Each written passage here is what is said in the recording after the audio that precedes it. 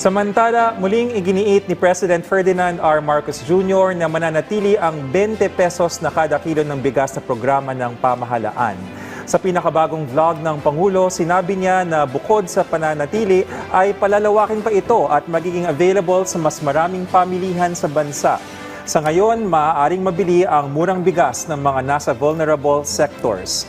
Tiniyak din ng Pangulo na may inilatag na hakbang para maiwasan ang pagbaba ng presyo ng palay na binibili sa mga magsasaka.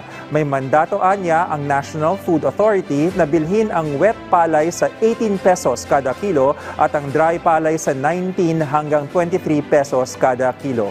Giit pa ni Pangulong Marcos, nagpapadala na rin ng rice processing machineries ang pamahalaan sa mga magsasaka para tuyo na nilang maibebenta ang palay. Samantala, kinilala rin ng Pangulo ang makabagong teknolohiya para maengganyo ang mga kabataan sa pagsasaka.